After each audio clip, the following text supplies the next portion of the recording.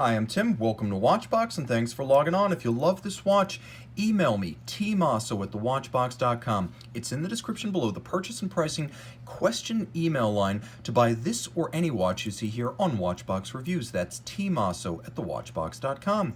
And today we're discussing the Oris Aquis Date, a watch that's comfortable, versatile, beautifully made, not just for the price, but objectively, and one of the finest automatic sports watches you can buy from the polymath Oris company, which does just about everything well. 43.5 millimeters in stainless steel. The watch is only 13 millimeters thick, which means it's only 2/10 thicker than a Rolex sub, and nothing like the burly Tudor Black Bay and Pelagos. This is a slender watch that wears thin, and only 50.1 millimeters from lug to lug. It's a watch that wears well on a small wrist in spite of its 43.5 millimeter size. Don't decide until you've seen the watch on my 16 centimeter circumference wrist, because I think those of you put off by the almost 44 millimeter size are getting the wrong idea about this watch. It's comfortable and wearable on any wrist that can wear a 40 millimeter Rolex Submariner 6-digit, and as you can see, it is very low, close coupled to the wrist and comfortable. The timepiece is flat and flush, easily worn with a dress cuff or a tight sleeve. Now, the watch includes many features that stand out as a little bit richer than I would anticipate at even twice this price. So let's take a look at some of these details. Starting with the lug system, bars and screws fix this bracelet to the case, which means it's very secure, no danger of losing the strap as you often can with spring bars. You can see that there are modular crown guards fixed in place with screws, so if they ever get gouged, they can be replaced individually. You can see there's an integration of bracelet and lug, and this watch came out long before that became fashionable, so in style terms, Oris was way ahead of the curve, plus there's a handsome congruence about everything here designed to work as a system aesthetically. You can see a combination of satin and polished individual links, and then the removable links are fixed in place by screws, not pins and sleeves. That is not something you expect at this price point. It's something you expect at 3 times this price point.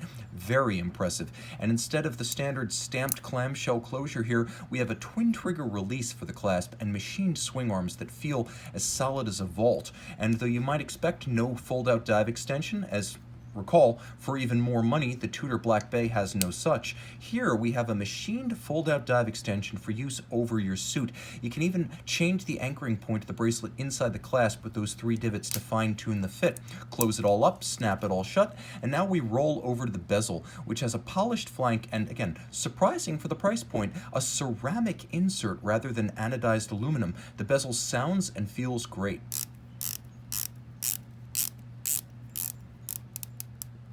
The 120-click detent is precise and sharp. Again, it feels expensive, and on a dial, which in this price point could be printed, and I would totally understand given the price point, you get a full applique set of indices. No printed dial here. All of the hours have 3 dimensions and physical volume. They are beautifully polished rhodium-plated steel and plenty of lume. You'll note the somewhat quirky Oris-specific hands. They're somewhere between a baton and an alpha hand, and distinctive of the Aquis models. It's a nicely balanced dial that you can split bilaterally, as the date is located down at 6 o'clock. And again, because you really do need to see a dive watch, we have a lumed seconds hand, a feature every dive watch should include, and a full index down at 6 o'clock. You can see through the case back, it's a Sellita SW200. The Sellita SW200 right here, let's try to get that in focus.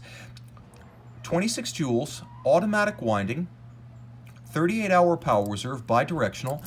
It features a quick-set date as well as hacking seconds, beaten away at 28,800 vibrations per hour. If you're wondering what is a Sellita SW200, well, it is a Sellita version of an ETA 2824, which is a movement so old that there are no longer any patents or copyrights on it, so it's sort of an open-source movement architecture. Sellita does add 1 more joule to the movement, and as you can see, Oris adds its own red rotor, 300 meters water resistant, which is as good as any Rolex Submariner, an impressive piece that wears well, looks great, and impresses on the wrist and in the hand. The quality is self-evident.